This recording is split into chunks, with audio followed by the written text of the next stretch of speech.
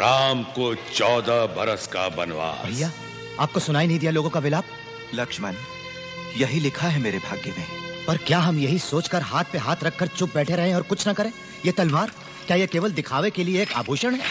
भाई, तुम भाग हो मेरे जीवन का, एक हिस्सा हो मेरी आत्मा का। कृपया मुझे समझने का प्रयत्न करो। मेरे स्वामी, आपके साथ मैं भी चलूंगी। पर सीता, तुम...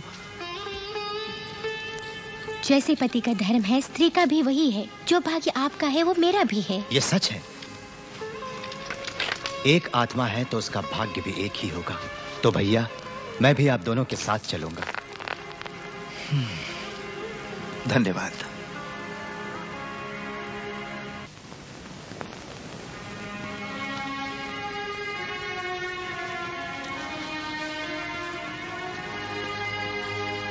माँ, आप चिंता न करना। 14 वर्ष वन में जल्दी ही बीत जाएंगे। इसके बाद लौटकर मैं आपके चरणों को छूकर आशीर्वाद लूंगा। अच्छा मेरे बेटे। राम,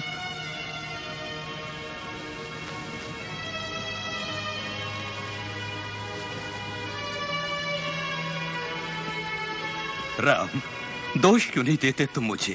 तुम द्रोही क्यों नहीं कहते मुझे? इससे मेरा पाप कट जाएगा। ना ही मुझे ये राज्य प्यारा है और ना ही अधिकार। मुझे जाने से पहले आपका आशीर्वाद मिल जाए तो बहुत है पिताश्री। मेरे बेटे, वंश के परदादाओं का मान बढ़ाना, कुशल मंगल लौट आना। दुनिया में ऐसा महान बेटा और किसका होगा? मंत्री जी, राम के साथ वन में जाने के लिए रथ, हाथी, घोड़े और सेना का प्रबंध कीजिए। जो आज्ञा महाराज। पिताश्री, प्रकृति ने स्वयं प्रबंध किया हुआ है मेरा, तो मुझे जरूरत क्या है पूरे आडंबर और ठाट बाट की? तो फिर जो भरत को मिलेगा इस देश का राजा बनके, वो होंगी खाली तिजोरियां और केवल थोड़े से सिपाही।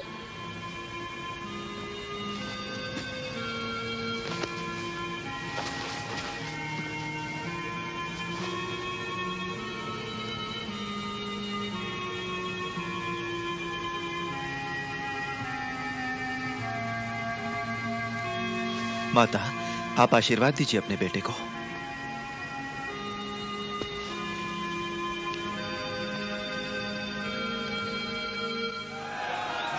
श्री राम, हमें छोड़ के ना जाइए। आप ही हमारे राजा हैं। मेरे प्यारे अयोध्या वासियों, आपको मालूम है मुझे कितना प्यार है आपसे। आप मुझे कितना चाहते हैं ये मुझे मालूम है। आप यदि मुझे प्यार करते हैं तो मेरे भाई भरत को भी प्यार कीजिए। वो आपके प्यार के और आपके राजा बनने के योग्य है। सहयोग दीजिए उन्हें, मैं विनती करता हूं। सहयोग दीजिए मेरे दुखी पिताश्री को। मेरे प्यारे अयोध्या वासियों, यही मेरी प्रार्थना है आपसे। श्री राम बचाइए।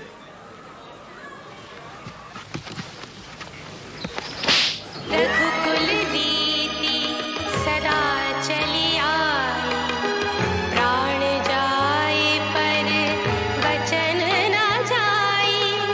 धर्म देश जाति की रक्षा, राम नाम से कर ले भाई। से मनवा श्री राम का सुख धाम का, शिव शंकर ने जाप किया था दो अक्षर के नाम का। मंगल में श्री राम का।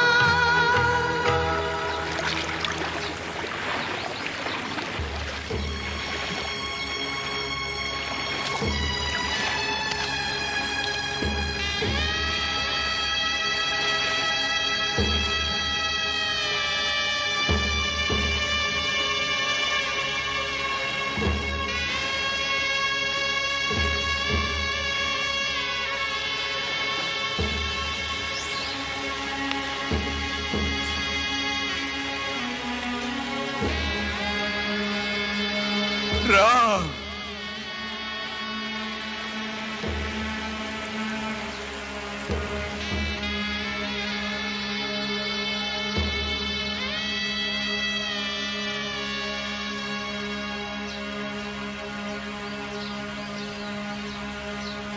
6 महीने बीत जाते हैं। राजा दशरथ का महल अंधकार में डूबा रहता है। राम, राम, मेरे बेटे मुझे क्षमा कर देना। राम, राम। ये सांसारिक पीड़ाओं और सारे दुखों से मुक्त हो गए।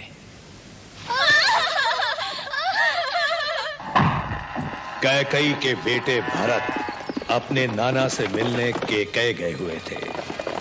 उन्हें तुरंत अयोध्या बुला लिया गया।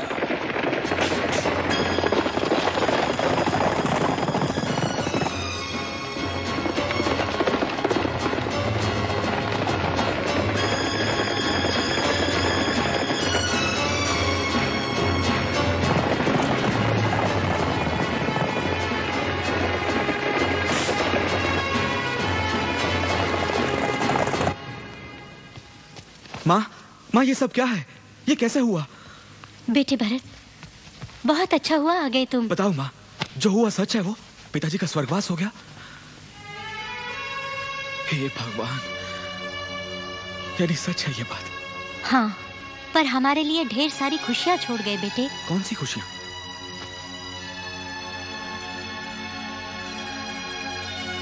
भ्रष्ट औरत, तुमने पेड़ को काटकर पत्तों को सींचा है। मुझे बताओ, किस नीच ने भड़काया है तुमको? भैया, यही है वो कुबड़ी जिसने हमारी माँ के हृदय में विनाश और स्वार्थ के बीज बोए थे। मुझे क्षमा कर दो। मैंने तो केवल तुम्हारी कैकेयी और भरत की भलाई सोची थी। चुप हो जा, नहीं तो मैं इस तलवार से तेरी गर्दन उड़ा दूंगा। रहने दो भैया, इसके खून से हमारे वंश की तलवार अपवित्र ना करो। तुम जैसी उल्टा मेरी माँ नहीं हो सकती। सारी दुनिया को यह मालूम होना चाहिए। मुझे क्षमा कर दो बेटे, क्षमा कर दो दुखिया माँ को। भरत, कृपया क्षमा कर दो अपनी माँ को। क्षमा कर दो बेटे।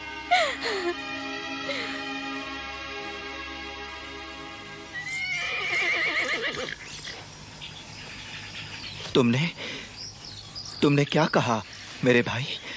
हमारे पिताश्री नहीं रहे?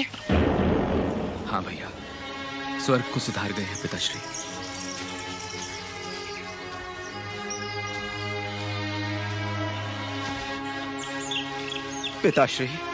पिताश्री, क्षमा कर दीजिए अभागे राम को, क्षमा कर दीजिए अपने बेटे को पिताश्री। भैया, मेरी विनती सुनिए, मुक्त कर दीजिए मुझे मेरी माँ के अपराध से। अभी चलिए अयोध्या और आकर संभालिए राजपाट को जो केवल आपका है। भरत, हमारी पूज्य माँ ने क्या किया अभी वो प्रश्न नहीं है। मत भूलो, महान सम्राट राजा दशरथ ने यह आज्ञा दी है हम दोनों को कि तुम राज्य को संभालो और मैं पूरे 14 वर्षों तक वन में ही रहूं। इसलिए हमारा धर्म है कि पिता की आज्ञा का पालन करें, चाहे वो हमें पसंद हो या ना हो। आपकी आज्ञा मिल गई, अब चिंता नहीं मुझे। पर मैंने एक निश्चय किया है, ये राज्य मैं अपने लिए कभी स्वीकार नहीं करूंगा। ये आपका है। कृपया आप मुझे ये आशीर्वाद दीजिए कि मैं अपना कर्तव्य धैर्य और साहस से निभा सकूं।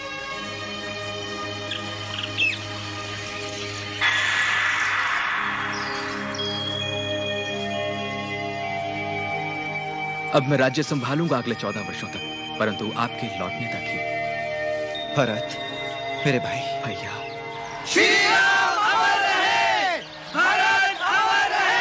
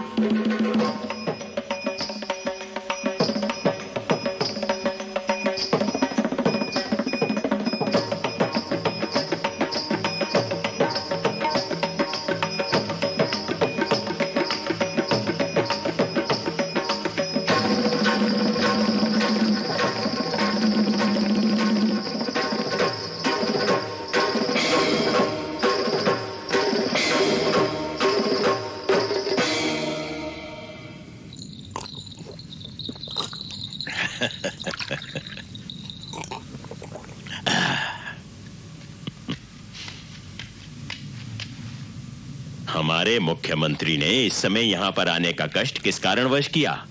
राजन, सुना है कि दंडक वन में जनस्थल के अंदर मुनि लोग अपने आश्रम में वापस आ रहे हैं।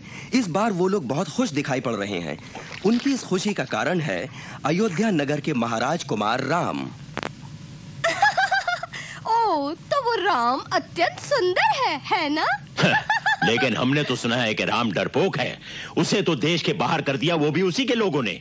ये सही है राजन, पर इसके बारे में हमें जल्दी ही कुछ न कुछ करना होगा। ओ राम, मैं तुमसे जल्दी ही मिलूंगी।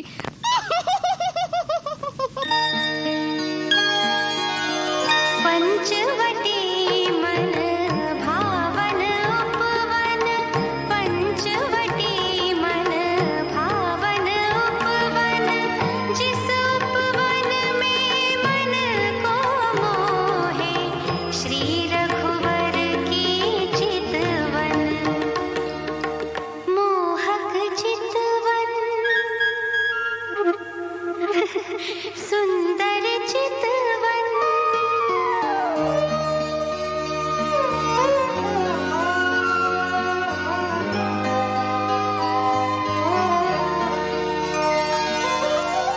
कोमल कलियां खिल खिल जाए, लता वृक्ष से मिल मिल जाए, दादुर मोर पपीहा गाए, मधुर मधुर स्वर हर पल, मधु स्वर हर पल, मधु स्वर हर पल।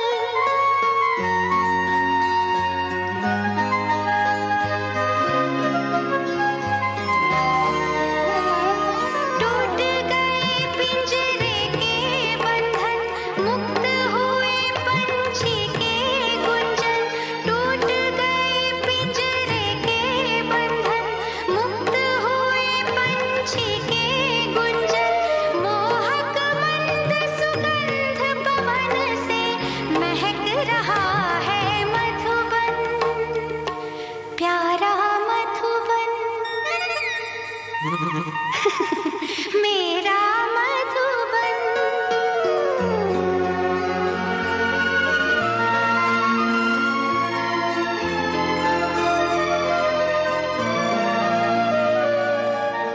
मन आनंदित पुलकित काया, चंदन वट की शीतल छाया, साजन के संग इस उपवन में लौट के आया बचपन, पंचवटी मन भावन उपवन, प्यारा शूर्पणखा, रावण की छोटी बहन, एक सुंदर सी स्त्री के भेष में श्री राम को अपने वश में करने पंचवटी आती है।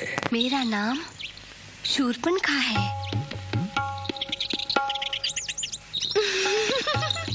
राम, तुम कितने सुंदर हो, शक्तिशाली हो। विवाह तुमसे ही करूंगी मैं तो। तुम्हारा प्रस्ताव मैं मान लेता, पर मेरी एक सुशील और पतिव्रता पत्नी सीता है। तुम ब्याह की बात मेरे भाई लक्ष्मण से करो।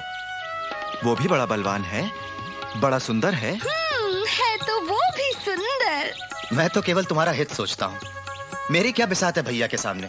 मुझे तुम ऐसी नहीं लगती जो आकाश से गिरकर धरती पर आ जाए। हाँ, तुमने ठीक ही सोचा। मुझे धरती पर नहीं चलना, मुझे आकाश में उड़ना है। चलो चलो, मिलवाता हूँ तुम दोनों को। ये रही मेरी पत्नी सीता। ये भद्दी औरत तुम्हारी पत्नी है। मैं इसे मार डालूंगी, मार डालूंगी इसे, मार डालूंगी, नहीं छोड़ूंगी, मार डालूंगी, मार डालूंगी।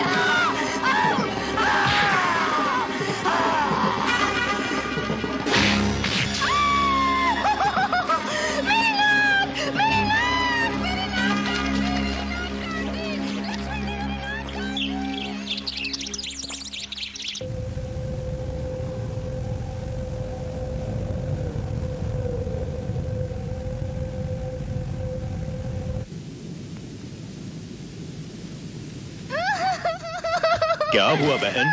अरे हमारी छोटी बहन को क्या हुआ?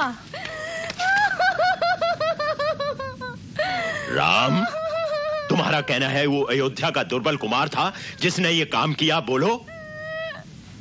भैया, वही जिन्हें तुम दुर्बल कहते हो, उन्होंने तुम्हारा अपमान किया है, राक्षस जाति की नाक काट दी।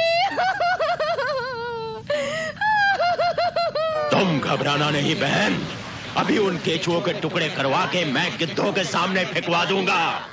मेरे भाई कुंभकर्ण को जगाओ और उससे कहो कि मैंने उसे राम पर हमला करने को कहा है।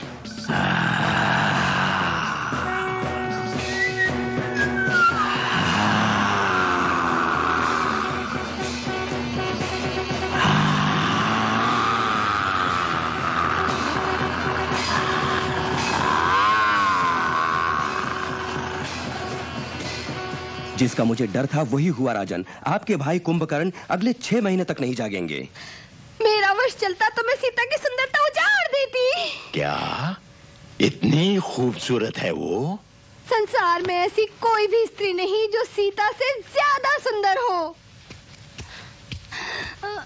उसकी सुंदर आंखें हैं, लुभाने वाला अंग अंग है, रंग उसका पिघले हुए सोने के मानिंद है। ओह, ओह, स्वर्ग की अप्सरा है जिसे तुम्हारे लिए पैदा किया है मेरे भाई। वो बिल्कुल योग्य नहीं राम के। ओह, सीता के योग्य पुरुष कोई और है और वो तुम हो।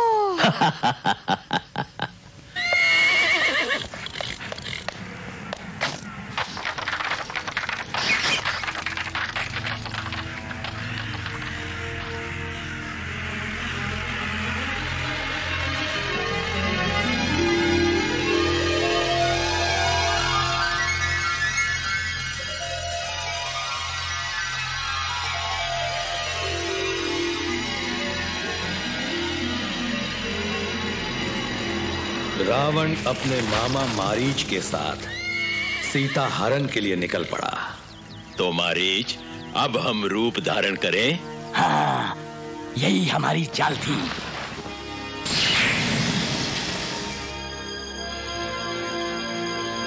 ओ, ये रूप तो अति उत्तम है। इस छल को नहीं समझ पाएगा राम।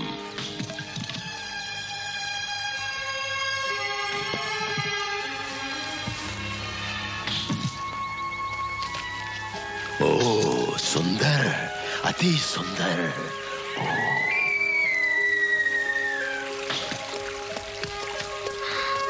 ओह, ये तो अति सुंदर है।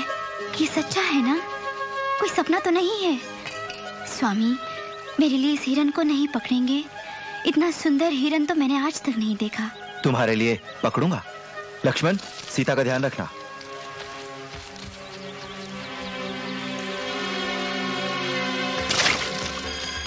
भैया, वो वेशधारी शूर्पणखा आपको याद है ना? ध्यान रहे, छलियों के भुलावे में मत आ जाइए। अच्छी बात है, सीता की रक्षा करना।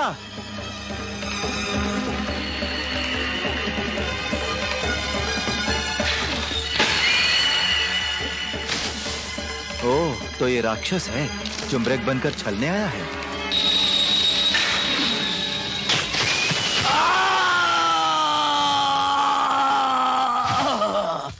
तुम मुझे मारकर बड़े संतुष्ट हो गए होगे, पर तुम अपनी सुंदर सी पत्नी के बारे में भी सोचो। पत्नी? लक्ष्मण, सीता, मेरी सहायता करो। लक्ष्मण, तुम्हें सुनाई दी ना दर्द भरी चीख? स्वामी संकट में है, सहायता चाहिए उन्हें तुम्हारी। कुछ नहीं होगा उनको, आप चिंतित ना हो। तुम चाहते हो मेरे स्वामी लौट के ना आए? यही आज्ञा है तो फिर मैं वहां जाता हूं।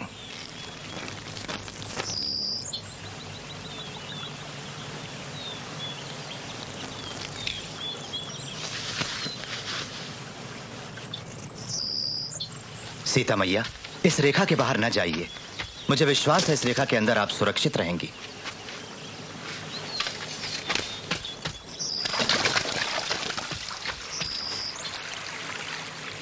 हाँ, सब वैसे ही हो रहा है जिस तरह मैंने सोचा था।